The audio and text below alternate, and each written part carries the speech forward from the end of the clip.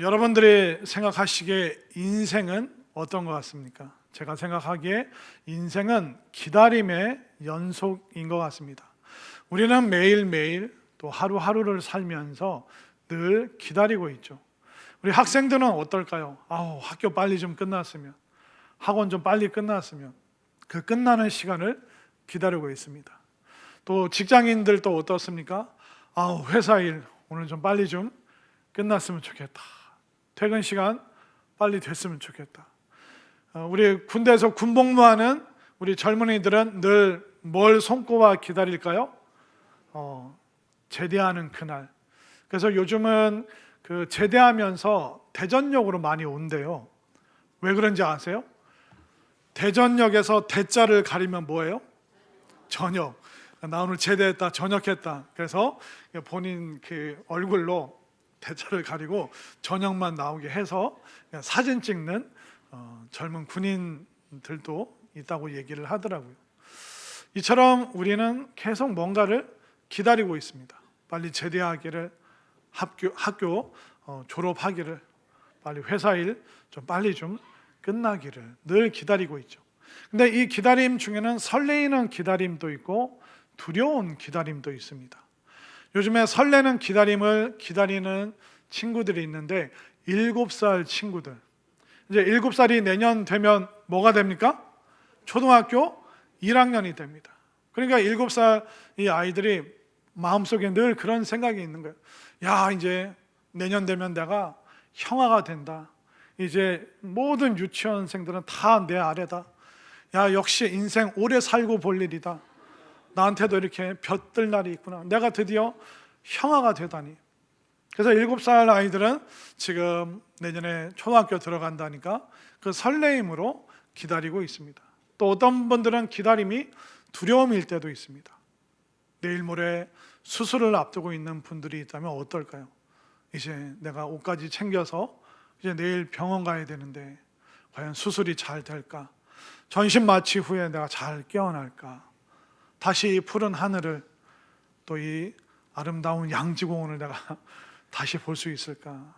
수술을 앞두고 있는 분들은 굉장히 큰 두려움 가운데 기다리는 시간을 보내야 되는 것입니다.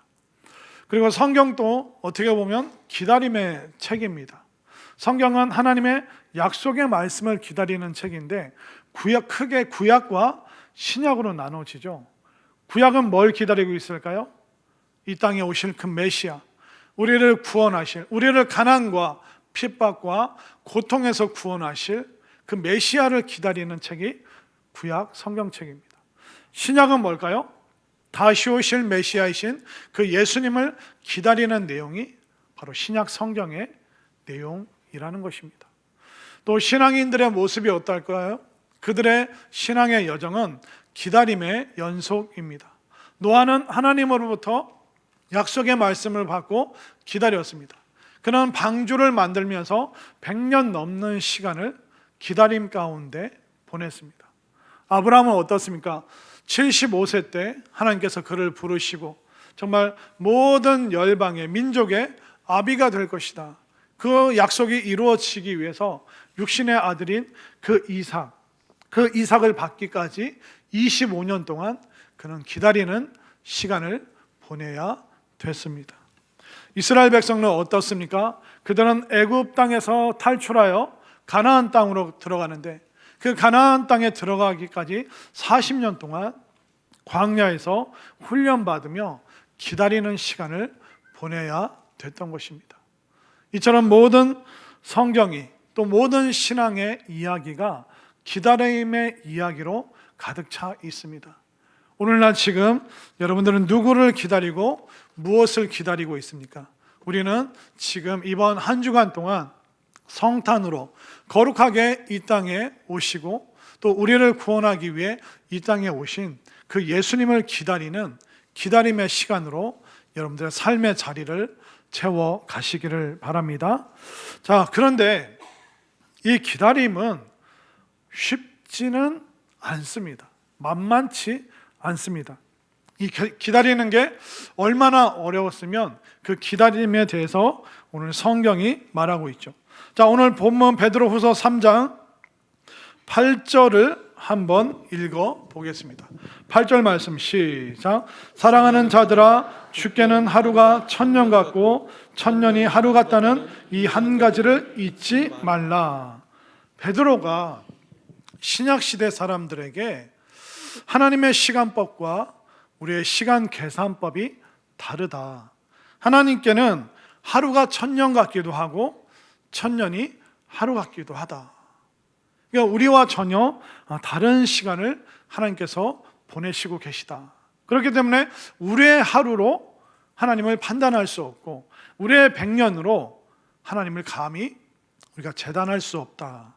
이 시간에 대해서, 이 기다림의 시간에 대해서 얘기를 하고 있는데, 왜 그러냐면 신약 시대 때, 베드로 시대 때 성도들에게 그 갈등이 뭐였냐면, 분명히 예수님이 다시 오신다 말씀하셨는데 1년이 지나도 10년이 지나도 20년이 지나도 그 예수님이 다시 오시지 않으니까 그들 가운데 믿음의 회의가 들고 또 믿음이 약화된 사람들이 나타나기 시작했습니다.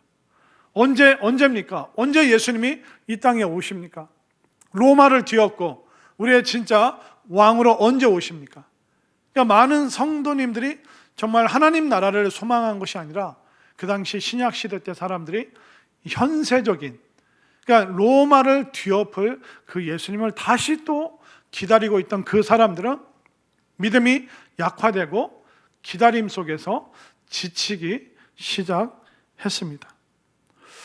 도대체 예수님은 언제 오시는 거예요? 우리가 1년 넘게 기다렸는데, 10년 넘게, 20년 넘게 기다렸는데 예수님 도대체 언제 오시는 거야?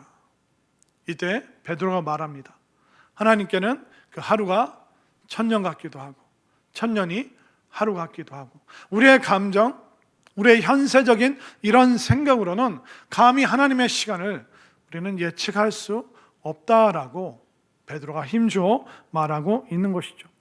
그런데 성경은 단순히 우리만 메시아 구원자를 기다리는 것이 아니라 하나님께서도 이 시간 속에서 기다리고 계시는 것이 있습니다.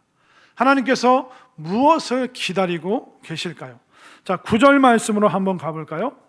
자, 9절 말씀 다 함께 시작. 주의 약속은 어떤 이들이 더디다고 생각하는 것 같이 더딘 것이 아니라 오직 주께서는 너희를 대하여 오래 참으사 아무도 멸망하지 아니하고 다 회개하기에 이르기를 원하시느니라. 아멘이죠. 왜 예수님의 재림이, 예수님의 그 심판이 느려지고 있는가, 더뎌지고 있는가?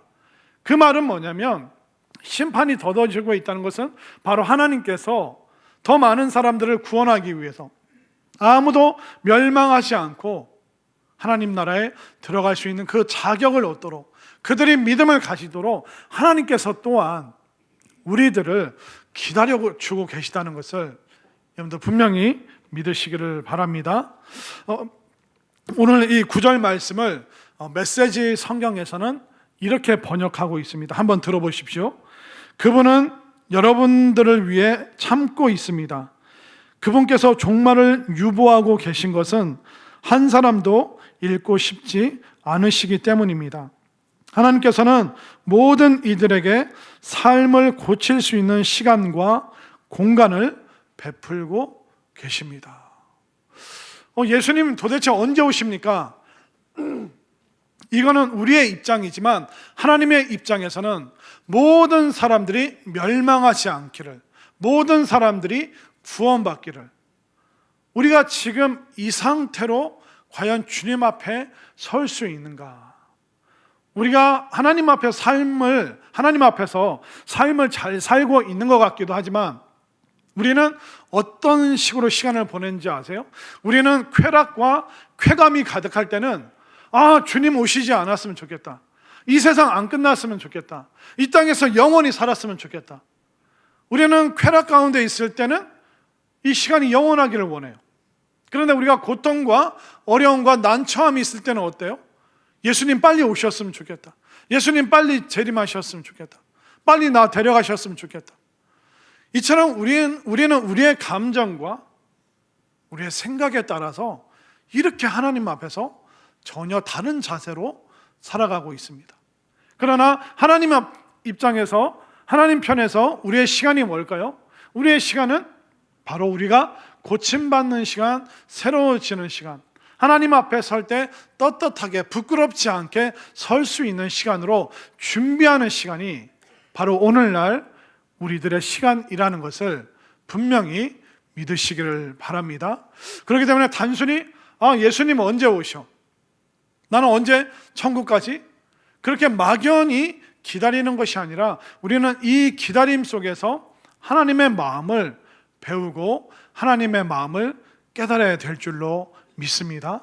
하나님께서는 여러분들이 한 사람도 빠짐없이, 그 어떤 사람도 멸망당하지 않고 모든 사람들이 구원받기를 원하시는 이 하나님의 마음을 마음속 깊이 깨달으시고 매일매일의 삶 속에서 하나님 앞에 부끄럼 없이 살아갈 수 있는 우리 모두가 될 수 있기를 바랍니다. 어떤 사람이 회사에서 그 세미나를 들었대요. 그 강사분이 오셔가지고 이제 회사에서 세미나를 해주셨는데, 그 세미나의 주제가 인생의 중요한 세 가지 금. 그게 뭐냐면 인생에서 세 가지 중요한 금이 황금, 소금, 지금입니다. 이랬더니 그 직장 다니는 분이 너무 이렇게 감동을 받아서 그렇구나. 황금, 소금, 그리고 지금이 중요하구나. 이게 너무 감동을 받아서 이분이, 남편분이 이제 아내에게 문자를 보냈어요. 여보, 우리 인생에 정말 소중한 세 가지 금이 있대. 뭔지 알아? 그랬더니 좀 이따 와이프가 답장을 보냈어요. 현금, 지금, 입금. 그랬더니 이 남편이 식은땀을 흘리면서 잠시 후에 답장을 보냈어요. 방금, 쬐금, 입금. 우리는 황금 같은 그 시간을 굉장히 소중하게 여깁니다. 근데 하나님께서는 우리에게 이 기다림이라는 이 지금의 시간을 황금처럼 소중한 시간으로 주셨다는 것을 믿으시기를 바랍니다. 여러분들, 과거로 혹시 돌아갈 수 있는 분이 있으세요? 지금 기억과 이 생각과 또 이 모든 것을 가지고 여러분들 과거로 돌아갈 수 있으면 돌아가고 싶으세요? 왜 아니에요? 이게 모든 지식과 생각을 알고 과거로 돌아가면 여러분들 삶을 바꿀 수 있잖아요. 근데 안타깝게도 드라마나 영화에서는 과거로 회귀가 가능하지만 우리는 과거로 돌아갈 수 없습니다. 인생은 한 번밖에 살 수가 없어요. 그러니까 그 과거를 떠올리면서 후회하면서 살 것인가, 아니면 지금을 황금처럼 여기면서 소중하게 살아갈 것인가, 우리는 결단해야 되는 것입니다. 저는 여러분들이 지금 이 기다림의 시간을 황금처럼 보내기 위해서는 늘 예수님 앞에 나아가는 그 마음으로 우리가 살아갈 때 우리가 황금과 같은 그 기다림의 시간을 보낼 수 있다는 것을 믿으시기를 바랍니다. 자, 우리가 성경 말씀 한번 화면으로 볼까요? 우리의 이 기다림은 바로 하나님께 나아가는 시간이라는 것을 성경이 알려주고 있습니다. 히브리서 4장 14절부터 16절까지 제가 한 절, 여러분들이 한 절 교독하겠습니다. 그러므로 우리에게 큰 대제사장이 계시니 승천하시니 곧 하나님의 아들 예수시라. 우리가 믿는 도리를 굳게 잡을지어다. 우리에게 있는 대제사장은 우리의 연약함을 동정하지 못하실 리가 아니요 모든 일에 우리와 똑같이 시험을 받으신 이로되 죄는 없으니이다. 함께 읽겠습니다. 그러므로 우리는 긍휼하심을 받고 때를 따라 돕는 은혜를 얻기 위하여 은혜의 보좌 앞에 담대히 나아갈 것이니라. 아멘이죠. 이 기다림의 시간이 황금 같은 시간이 될 수 있는 이유는 뭐냐면 우리가 은혜의 보좌로 나아갈 수 있는 시간. 우리가 나중에 천국 가면 되지 뭐, 에이 죽어봐야 아는 거지 뭐. 아니요, 우리가 죽음 이전에 이미 천국의 삶인지 아니면 다른 곳의 삶인지 이 땅에서 이미 다 결정져 있습니다. 여러분들 꼭 시험 봐야지만 몇 점 나올 줄 압니까? 평소에 50점, 60점 받으면 시험 당일날 몇 점 나와요? 55점 나옵니다. 그냥 그 평균으로 나와요. 우리가 건강검진 하지 않아도 이미 내 몸에 이상이 있다는 거, 지방간이 있다는 거, 고지혈증이 있다는 거, 이번에 내가 국수를 많이 먹어서 당뇨 수치가 높다는 거, 우리가 검사 받기 전에, 테스트 받기 전에, 시험 보기 전에 이미 어떻게 결론 날지 그 시간 전에 우리는 다 알고 있습니다. 어떤 사람들에게 전도하면 천국 그 죽어봐야 알지 뭐. 아니요, 죽기 전에 이미 이 땅에서 결정 난다니까요. 어떻게 해요? 예수님을 믿느냐 믿지 않느냐, 은혜의 보좌 앞으로 나아가느냐 나아가지 않느냐에 따라서 이미 그 시간들이 여기서 여러분들의 삶의 시간 속에서, 현장 속에서 다 결정이 난다는 거예요. 그러면 그 시간들을 막연히 기다리는 것이 아니라 어떻게 기다리라고요? 은혜의 보좌 앞으로 우리가 나아가자. 왜 우리가 예수님이 계시는 은혜의 보좌로 나아가야 될까요? 예수님께서 큰 대제사장이 되시기 때문에 그렇습니다. 자, 14절 말씀으로 가볼까요? 자, 14절만 시작. 그러므로 우리에게 큰 대제사장이 계시니 승천하시니 곧 하나님의 아들 예수시라. 우리가 믿는 도리를 굳게 잡을지어다. 여러분들, 대제사장 앞에 대자 큰 자가 붙어 있잖아요. 근데 큰 대제사장, 그러니까 유일하고 가장 위대하신 제사장이 바로 예수님이시다. 제사장이 하는 역할이 뭐냐면 1년에 딱 한 번 대속죄일이 있습니다. 그때는 모든 이스라엘 백성들이 성막 앞으로 모여야 됩니다. 그리고 대제사장이 이스라엘 백성 전체를 대신하여서 하나님 앞에 그 성막 앞에서 그 제물을 드리고, 그 성막 안에 지극히 거룩한 장소인 지성소가 있습니다. 두꺼운 커튼으로 탁 쳐져 있고 그 안에는 언약궤가 있습니다. 그 언약궤가 있는 그 방을 지성소라고 하는데, 대제사장도 1년에 딱 한 번 들어갈 수 있습니다.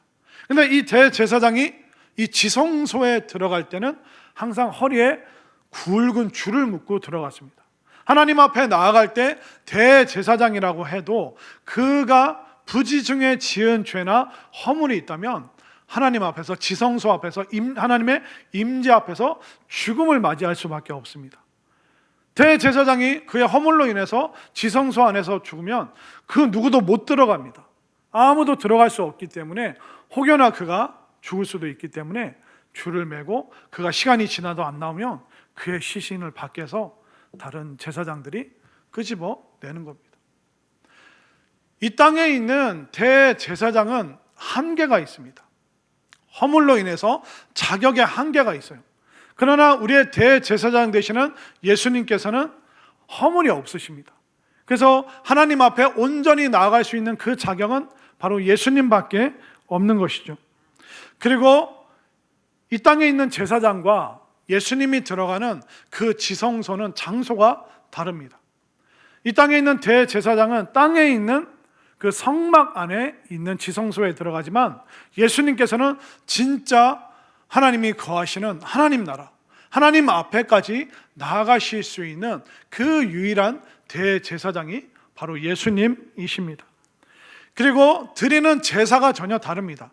이 땅의 대제사장은 짐승의 피를 흘려서 하나님께 드리지만, 예수님께서는 자신의 피를 흘리시고 당신 자신을 우리를 위한 제물이 되게 하셨습니다. 당신 자신을 바로 하나님께 영원히 드리신 것이죠.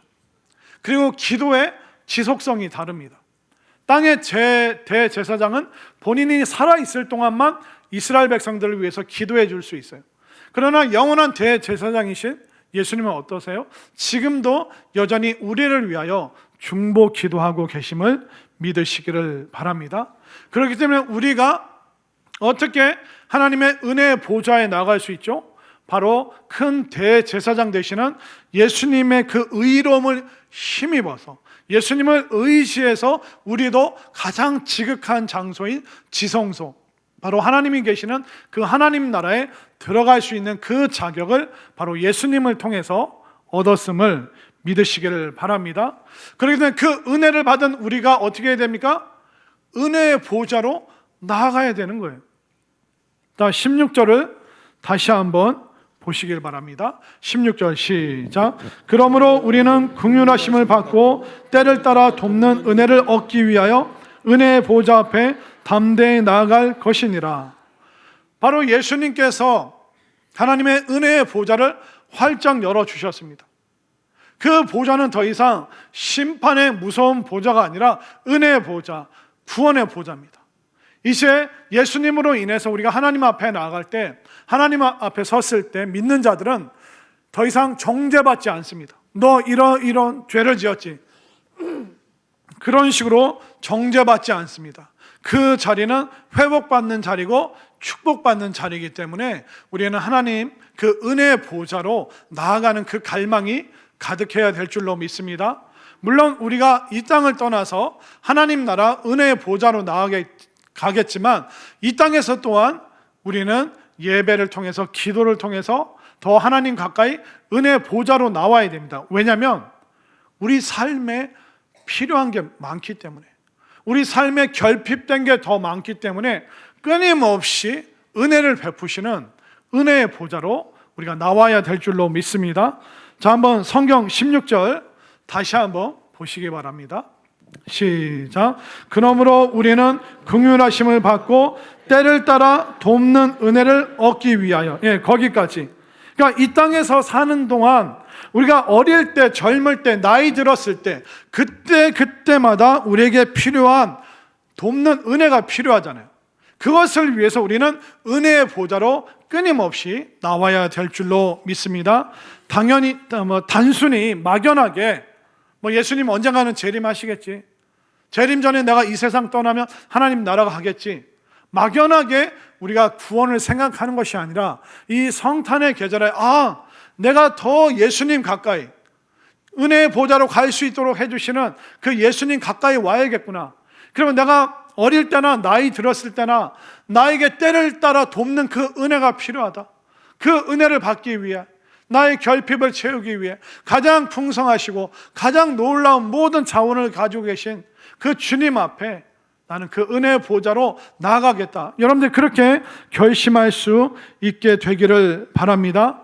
그러면 우리가 은혜의 보좌로 나오면 때를 따라 돕는 은혜를 받는데, 왜 예수님께서 때를 따라 우리를 도와주실까요? 그 이유가 15절 말씀에 나와 있습니다. 15절 말씀 시작. 우리에게 있는 대제사장은 우리의 연약함을 동정하지 못하실 리가 아니요 모든 일에 우리와 똑같이 시험을 받으신 이로되 죄는 없으시니라. 그 15절 초반에 우리의 연약함을 동정하지 못하실 분이 아닙니다. 예수님은 우리를 동정하십니다. 이 뜻이 뭐냐면, 그래 너 그렇게 실수할 수도 있지 그래 다음에는 잘해, 그런 식으로 제3자의 입장에서 그냥 그럴 수도 있지라고 넘어가는 것을 동정이라고 말하지 않습니다. 오늘 성경에서 말하는 예수님은 우리를 동정하시는 분이다, 이 뜻이 뭐냐면 그 사람의 자리까지 내려와서 함께 아파한다. 아이를 키워보신 분들은 아시죠? 애가 열이 나고 보채고 막 39도 40도, 그때 엄마 마음이 어때요? 엄마들이 늘 그런 마음 같잖아요. 남편이 대신 아팠으면 좋겠다. 아이들이 아플 때 우리 부모님들은 어때요? 같은 마음으로, 같이 열이 나는 그 애끓는 심정으로 아이를 돌보잖아요. 그러니까 예수님이 동정하신다는 것은 뭐냐면 그 사람이 처한 자리까지 내려와서 함께 아파한다. 그래서 예수님이 우리의 구세주가 되실 수가 있는 거예요. 예수님께서는 우리 보고 야, 좀 잘해, 좀 깨끗하게 살아, 좀 거룩하게 살아, 그렇게 말씀하시지 않았습니다. 예수님께서는 그렇게 살 수 없는 우리를 위하여 친히 이 땅에 사람처럼 되신 것이 아니라 진짜 사람이 되셨습니다. 여인의 몸에 잉태가 되시고 출산을 경험하시고 유년기와 청소년기, 청년, 장년이 되시고, 그럼 마지막에는 죽음까지, 인간이 겪는 죽음까지 예수님이 경험하셨습니다. 우리의 삶의 자리까지 내려오셨기 때문에 우리에게 하늘을 주시기 위해서 이 땅에 내려오셨기 때문에 그분만이 우리의 구세주가 되실 수가 있는 것입니다. 그리고 그분은 우리가 겪는 모든 종류의 고통과 아픔을 친히 우리와 똑같은 입장에서 겪으셨습니다.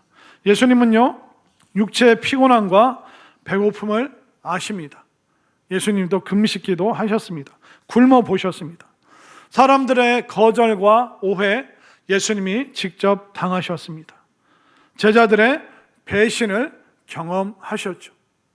그 로마 군인들이 예수님께 침뱉고 뺨을 때리고 짓밟고 채찍질하고 옷을 다 벗기고 모욕했습니다. 우리가 이 땅에서 겪는 그 모진 그 아픔들 예수님이 우리보다 먼저 경험하셨습니다. 그리고 예수님은 십자가 앞에서 내적인 갈등과 두려움에 사로잡히기도 하셨습니다. 아픔과 죽음에 대해서 두려워하는 우리와 똑같은 그 심정을 가지고 예수님은 십자가를 담당하신 것입니다. 예수님이 우리보다 먼저 경험하셨고 예수님께서 우리가 겪는 고통과 모든 아픔들 다 경험하셨습니다. 예수님은 은혜의 보좌에서 말씀하십니다. 내가 다 안다. 나도 그 자리에 있어 보았다. 내가 너의 그 아픈 자리까지 내가 함께 내려가겠다. 우리는 이 예수님을 기다리는 사람들인 줄 믿으시기를 바랍니다. 이 땅에서 그 예수님을 만날 것을 우리가 기다릴 뿐만 아니라 예배와 기도의 자리, 바로 은혜의 보좌로 우리가 때를 따라 돕는, 너무나도 필요한 게 많기 때문에, 결핍이 많기 때문에 인생의 그 피곤함과 결핍을 아시는 주님 앞에 은혜의 보좌로 여러분들 계속 나와서 때를 따라 돕는 그 은혜를 구하시기를 바랍니다. 결국 기독교는 기다림이라는 신앙 위에 세워져 있습니다. 초대교회 당시에 로마로부터 시작된 300년 동안의 그 핍박을 피해서 초대교회 성도들은 계속 땅굴을 파고 땅속으로 숨어들었습니다. 그것을 카타콤이라고 이야기를 합니다. 고난과 박해를 피해서 처음에는 무덤자리 그 밑으로 들어갔다가 그들은 거대한 공동체를 땅 밑에 300년 동안 만들어서 숨어 지냈습니다. 그렇게 숨어 지냈는데도 그들의 기다림은 절대로 비극적이지 않았습니다. 왜냐하면 때를 따라 돕는 은혜가 있었고, 그들은 기도로, 그들은 소수로 모였지만 예배로 모이면서 은혜의 보좌로 나아갈 수 있었기 때문에 그들의 삶은 비극적이지 않았음을 여러분들 분명히 깨달으시기를 바랍니다. 이 땅에서 결국 가장 불쌍한 사람은 가난한 사람이 아닙니다. 가장 불쌍한 사람은 몸이 약한 사람이 아닙니다. 가장 불쌍한 사람은 이 예수님을 모르는 사람, 이 예수님을 아직 믿지 못하는 사람, 이 예수님 앞에 나오지 못하는 사람, 기도의 시간이 있어도 예배의 시간이 있어도 주님 앞에 나오지 못하는 사람이 가장 불쌍한 사람입니다. 왜냐하면 하늘의 모든 영광을 위해서 예수님께서는 이 땅에 오셨어요. 다 주시기 위해서. 그 모든 것을 준비하셨는데 예수님을 믿기만 하면 그것이 우리의 상속이 되는데 예수님을 믿지 못하고 은혜의 보좌로 나오지 못하기 때문에 그 놀라운 하나님 나라를 상속할 수 없는 사람들, 가장 불쌍하고 가난하고 가장 약한 사람들이 바로 그들이라는 것입니다.